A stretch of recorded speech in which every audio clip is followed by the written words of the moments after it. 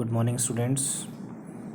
Today we are going to discuss the practical part of chapter which we have discussed in the last video, that is fundamental of partnership accounting. In the previous video we discussed about the profit and loss appropriation account. हमने discuss किया था कि ये account बनाया जाता है partners में profit को डिस्ट्रीब्यूट करने के लिए। हमने लास्ट वीडियो में इसका प्रैक्टिकल एक एग्ज़ाम्पल तो हमने लिया नहीं, लेकिन इस फॉर्मेट हमने इसका देख लिया था। आज हम इसका एग्ज़ाम्पल लेने जा रहे हैं प्रैक्टिकल, ताकि ये अकाउंट आपको और अच्छे से क्लियर हो जाए। मैं एक बार रिपीट कर दूं, इस अकाउंट में क्या करते हैं कि जो प्रॉफिट होता है, नेट प्रॉफिट P&L अकाउंट से जो कैलकुलेट होता है, उस प्रॉफिट को हम इस अकाउंट में ट्रांसफ़र करते हैं और फिर उसके बाद उस प्रॉफिट का एप्रोप्रिएशन करते हैं। एप्रोप्रिएशन करने का मतलब है उस प्रॉफिट को पार्टनर्स में डिस्ट्रीब्यूट करते हैं। वो distribution by way of interest on capital, salary, commission etcetera किस भी तरीके से हो सकता है। उसके बाद भी रिमेनिंग प्रॉफिट बचता है तो वो पार्टनर्स में हम डिस्ट्रीब्यूट कर देते हैं। तो आपकी स्क्रीन पर आपके सामने में एक एग्जांपल है, मैं पढ़ने जा रहा हूँ, ध्यान से देखिए। अजय और विजय started a partnership business on 1st April 2016. Their capital contribution were 2 lakh and 3 lakh respectively. तो अजय और विजय ने एक पार्टनरशिप बिजनेस स्टार्ट किया है 1 अप्रैल 2016 को, और उनका कैपिटल कंट्रीब्यूशन मतलब जो कैपिटल उन्होंने अपने बिजनेस में लगाई वो है 2 लाख और 3 लाख रेस्पेक्टिवली। मतलब अजय ने लगाई है 2 लाख और विजय ने लगाई है 3 लाख। अब इन्होंने अपने यहाँ पर पार्टनरशिप डीड बनाई है, और डीड क्या कहती है, कल मैंने डिस्कस किया था। पार्टनरशिप डीड क्या होता है? एग्रीमेंट होता है पार्टनर्स के बीच, जिसमें वो ये सब कुछ टर्म्स एंड कंडीशन डिसाइड करते हैं कि हम पार्टनरशिप फर्म में क्या लेंगे, कितना लेंगे, कैसे लेंगे। तो डीड में लिखा हुआ है कि interest on capital at the rate 10% per annum, मतलब हर पार्टनर एंटाइटल्ड है इंटरेस्ट ऑन कैपिटल लेने के लिए 10% पर एनम उनकी कैपिटल पर। इसके अलावा सेकंड पॉइंट कहता है Ajay to get a salary of 2000 per month, that is Ajay जो है वो 2000 पर मंथ सैलरी भी लेगा। अब इसका मतलब ये नहीं है कि वो पर मंथ विड्रॉ करता जाएगा, वो जैसा भी करना चाहे उसकी इच्छा है, लेकिन 2000 पर मंथ के हिसाब से पर एनम की हम बात करें, पूरे साल की सैलरी कितनी बनती है, तो 2000 पर मंथ मल्टीप्लाई बाय 12, तो पूरे साल का हो गया 24,000। विजय उसकी सैलरी 36,000 होगी पर एनम। ये पर एनम ये मतलब पूरे ईयर के लिए दे रखा है। इसके अलावा इंटरेस्ट ऑन ड्राइंग, मतलब पार्टनर्स ने अगर कुछ ड्राइंग करी है तो उस पर इंटरेस्ट भी उनसे लिया जाएगा। अब इंटरेस्ट ऑन ड्राइंग दिया नहीं जाता पार्टनर को, पार्टनर से लिया जाता है, क्योंकि ड्राइंग पार्टनर करते हैं और इंटरेस्ट ऑन ड्राइंग उनसे लिया जाता है। ये फर्म के लिए एक इनकम हो जाती है। तो 2000 अजय से और 3000 विजय से हमें इंटरेस्ट ऑन ड्राइंग के लेने हैं। इंटरेस्ट कैलकुलेट करके दिया हुआ है आपको। लास्ट पॉइंट फोर्थ कहता है profit are to be shared in the ratio 3:2। इसका मतलब क्या है अब कि इंटरेस्ट ऑन कैपिटल, सैलरी और ये जो ड्राइंग्स है, इसका एडजस्टमेंट करने के बाद इंटरेस्ट ऑन ड्राइंग का जो भी प्रॉफिट बचेगा वो रेशियो 3:2 में अजय और विजय आपस में डिस्ट्रीब्यूट कर लेंगे, बांट लेंगे। ठीक है। फिफ्थ पॉइंट कहता है during the year drawings of Ajay and Vijay amounted to ₹30,000 and 40,000 respectively. मतलब इन्होंने इतनी इतनी ड्राइंग करी थी, 30,000 और 40,000 साल भर में, जिस पे हम लोग इंटरेस्ट कैलकुलेट करते, बट आपको थर्ड पॉइंट में इंटरेस्ट भी ड्राइंग पर कैलकुलेट करके दिया हुआ है। तो हमें इसकी कोई यहाँ पर इस इंफॉर्मेशन की कोई रिलेवेंस हमारे लिए नहीं है। ठीक है। अब आगे क्वेश्चन कहता है the profit for the year ended 31 March 2017 before making above appropriations was 2,45,000। इसका मतलब क्या है कि साल के एंड में, क्योंकि 1 अप्रैल 2016 को पार्टनरशिप स्टार्ट हुआ बिजनेस, और एट द ईयर एंड, जब ईयर एंड हुआ फाइनेंशियल ईयर एंड 31 मार्च 2017 को, तो फर्म ने इस फाइनेंशियल ईयर में 2,45,000 का प्रॉफिट अर्न किया है और ये profit as per profit and loss account that is P&L account के हिसाब से है। और यहाँ जो एक लाइन लिखी हुई है बिफोर मेकिंग अबव एप्रोप्रिएशन, इसका मतलब इस प्रॉफिट में से अभी कोई एप्रोप्रिएशन नहीं किया गया है, मतलब कुछ भी पार्टनर्स को दिया गया नहीं है, जो कि ऊपर इंटरेस्ट ऑन कैपिटल और सैलरी की बात हो रही थी। सो अब आपके पास क्वेश्चन आपको कह रहा है you are required to prepare profit and loss appropriation account. अब ये profit and loss appropriation account बनाना है आपको इस इंफॉर्मेशन से।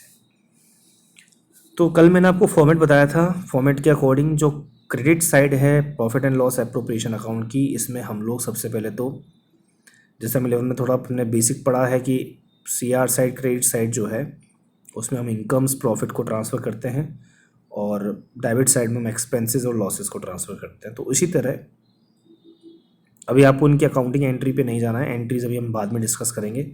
अभी एक सिंपल सी अप्रोच लेके चलनी है कि क्रेडिट साइड में हमें इनकम लिखनी है और डेबिट साइड में एक्सपेंस लिखना है। हालांकि यहाँ इनकम एक्सपेंस कुछ भी नहीं है, ये तो एप्रोप्रिएशन है प्रॉफिट का ही।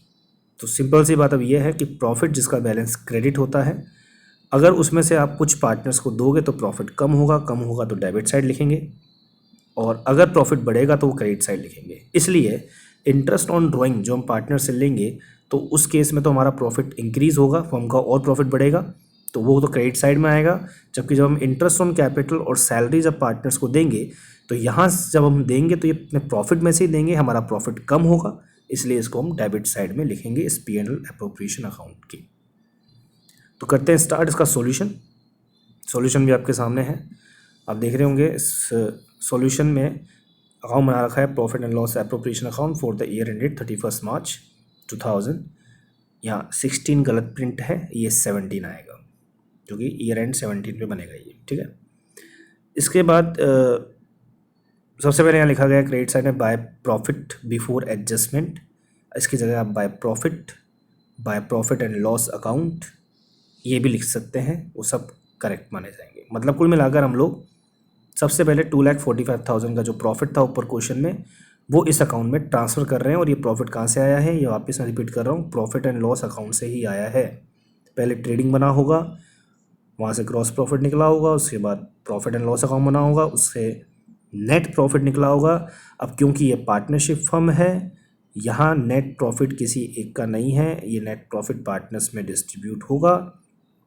इसके लिए ज़रूरी है कि यहाँ profit and loss appropriation account बने और उस अकाउंट में ये प्रॉफिट हमें पहले लेके आना होगा, उसके बाद ही हम उसको डिस्ट्रीब्यूट करेंगे। सो अभी फर्स्ट ऑफ ऑल हमारा काम यही होता है कि हम लोग नेट प्रॉफिट को profit and loss appropriation account में ट्रांसफ़र करें। तो क्लियर है, पहला काम profit and loss appropriation account में यही करना है।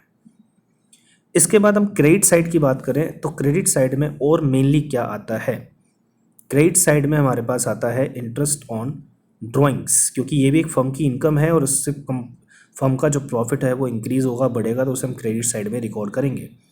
तो इस क्वेश्चन में जो थर्ड पॉइंट था उसमें लिखा हुआ था कि पार्टनर्स की ड्राइंग पर जो इंटरेस्ट है वो बनता है 2,000 एंड 3,000 अजय का और विजय का रेस्पेक्टिवली। तो यहाँ देखिए आप क्रेडिट साइड में बाय इंटरेस्ट ऑन ड्राइंग लिखा हुआ है, अजय का 2,000, विजय का 3,000, अमाउंट टोटल बनता है 5,000। ये इंटरेस्ट हमें दिया हुआ था, अगर नहीं दिया होता तो हमें कैलकुलेट करना पड़ता, फिर हमें क्वेश्चन एक रेट भी देता कि कितना इंटरेस्ट ऑन ड्राइंग पार्टनर से लेना है, ड्राइंग का अमाउंट क्वेश्चन में दिया हुआ था। इसलिए फिफ्थ पॉइंट जो हमारे को दिया हुआ है कि ड्राइंग कितनी कितनी है, हमारे लिए ये इन्फॉर्मेशन किसी काम की नहीं, क्योंकि हमें यहाँ तो इंटरेस्ट ऑन ड्राइंग लिखना होता है केवल, और वो हमें ऑलरेडी क्वेश्चन में अलग से कैलकुलेट करके दिया हुआ है। अब आप देखेंगे कि क्रेडिट साइड में हमारे पास 2,45,000 का तो प्रॉफिट जो नेट प्रॉफिट था वो है, और इसके अलावा पार्टनर्स से उनकी ड्राइंग पे लिया हुआ इंटरेस्ट है 5,000। तो अब हमारे पास 2,50,000 का टोटल प्रॉफिट हो चुका है, जो हमें एप्रोप्रिएट करना है, बांटना है, डिस्ट्रीब्यूट करना है पार्टनर्स में। सो अब एज पर डीट क्या क्या हमें पार्टनर्स को देना है। इंटरेस्ट ऑन कैपिटल, सबसे पहले हमें इंटरेस्ट ऑन कैपिटल देना है, ऊपर क्वेश्चन में लिखा हुआ था 10% पर एनम की रेट से, पर एनम मतलब पूरे साल का, और अप्रैल को इन्होंने कैपिटल लगाई थी 2 लाख और 3 लाख, तो अप्रैल से मार्च 12 मंथ्स का 10% आप कैलकुलेट करोगे, 2 लाख का 10% 12 मंथ्स का हो जाएगा 20,000, और 3 लाख का 10% 12 मंथ्स का हो जाएगा 30,000। अब यहाँ बात ध्यान रखने की ये है कि अगर ये पार्टनरशिप फॉर्म सपोज़ जुलाई में स्टार्ट होती 1 जुलाई 2016 को, तो फिर यहाँ 9 मंथ्स का इंटरेस्ट कैलकुलेट होता। तो आई होप आपको इंटरेस्ट कैलकुलेट करना तो आता होगा। बहुत सिंपल सा काम है, जो अमाउंट है multiply by rate multiply by time. तो जितने टाइम कैपिटल है उतने टाइम का इंटरेस्ट कैलकुलेट हो जाएगा। यहाँ कैपिटल पूरे 12 मंथ्स लगी हुई है, इसलिए 12 मंथ का इंटरेस्ट उनकी कैपिटल पे हम 10% की रेट से कैलकुलेट करके दे देंगे। तो आप देख रहे हैं डेबिट साइड में to interest on capital Ajay का है 20,000 और विजय का है 30,000। इसके बाद टोटल हो गया ये 50,000। इसको हम दिखा देंगे। प्रेजेंटेशन ये रहेगा कि जो इंडिविजुअल अमाउंट है पार्टनर्स के वो हम इनर कॉलम में लिखेंगे और जो टोटल आएगा वो हम बाहर अमाउंट कॉलम में दिखा देंगे। तो ये 50,000 हमने दे दिया और ऑब्वियस बात है ये 50,000 हमने कहाँ से दिया, ये हमारे पास जो प्रॉफिट अवेलेबल था 2,50,000 का उसमें से दिया। इसके बाद अभी भी प्रॉफिट है हमारे पास और हमें देनी है अब सैलरी। तो अजय की सैलरी थी 2,000 पर मंथ, साल भर की हो गई 12 से मल्टीप्लाई करेंगे 24,000, और विजय की जो है सैलरी 36,000 पर एनम वो तो दे ही रखी है। सो जैसे हमने लिखा था ऊपर टू इंटरेस्ट ऑन कैपिटल, अब यहाँ लिखेंगे हम टू पार्टनर्स सैलरी। अजय की 24,000, विजय की 36,000, टोटल 60,000 बाहर दे देंगे आउटर कॉलम में। सो ये भी हमने इस प्रॉफिट में से दे दिया 60,000 की सैलरी। और कुछ आप देखें क्वेश्चन में है कुछ और कमीशन या कुछ अमाउंट, जैसा हमने कल फॉर्मेट में पढ़ा था कि कुछ पैसा हम रिजर्व में भी डाल सकते हैं। प्रॉफिट का एक अमाउंट फ्यूचर के लिए सेव करते हुए हम रिजर्व में ट्रांसफ़र कर सकते हैं, लेकिन उसके लिए हमें क्वेश्चन इन्फॉर्मेशन देगा, बट क्वेश्चन में हमें कोई इन्फॉर्मेशन नहीं